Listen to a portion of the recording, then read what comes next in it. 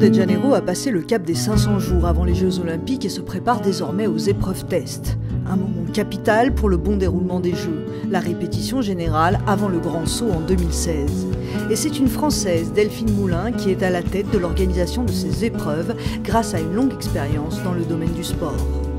Donc ça fait 15 ans que je travaille dans le domaine du sport et notamment pour les Jeux Olympiques parce que je travaillais pour le Comité international olympique pendant 6 ans à Lausanne, puis j'ai eu ma société où je travaillais pour les fédérations internationales, pour le Comité international olympique également et quelques comités d'organisation.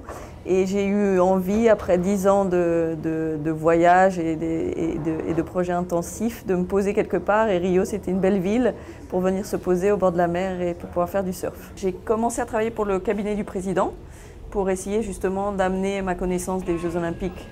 Suite à ça, au bout d'1 an et demi, j'ai changé, j'ai été nommée pour être responsable des événements tests. Donc les événements tests, c'est d'essayer de tester l'ensemble des installations et de tester toutes les aires de compétition, notamment le sport, la technologie, pour être sûr que le jour J, on soit prêt.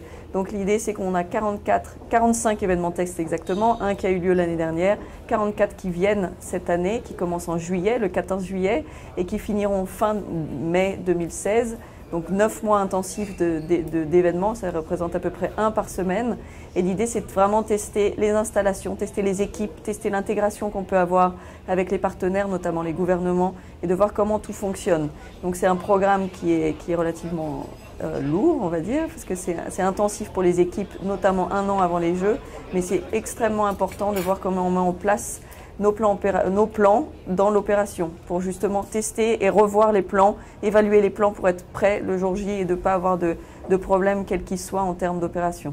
C'est dans le centre de Rio qu'est installé le quartier général des Jeux Olympiques, un endroit conçu spécialement pour le travail en équipe avec la présence de beaucoup de nationalités, dont 15 Français, et une accessibilité totale pour les handicapés. Ici, nous sommes le comité d'organisation des Jeux Olympiques et Paralympiques, donc ça a été monté au moment de la ville haute, au moment où Rio a eu les Jeux, c'est-à-dire en 2007. Ils ont défini, la mairie et le comité national olympique brésilien, le COBI, ont décidé de monter un comité d'organisation qui a en fait une durée de vie de 10 ans et après les Jeux qui va mourir. Donc en fait c'est vraiment une structure temporaire qui a une naissance et une mort et il y a une durée de vie de 10 ans qui est relativement intense parce qu'on monte à pratiquement 10 000 salariés, on monte un nombre de volontaires incroyable, on a des fournisseurs, ça représente 30 000 ou 40 000 fournisseurs qui travaillent pour nous, 80 000 volontaires à peu près, beaucoup plus que la Coupe du Monde ou beaucoup plus que n'importe quel événement sportif, puisqu'en fait on représente à peu près 28 Coupes du Monde en même temps dans la même ville, ce qui est complètement différent de la Coupe du Monde où on travaille sur plusieurs villes avec un nombre d'équipes complètement restreint. Là, on a 204 pays qui vont venir participer. Face à la complexité de la tâche, la jeune femme a déjà un emploi du temps bien chargé.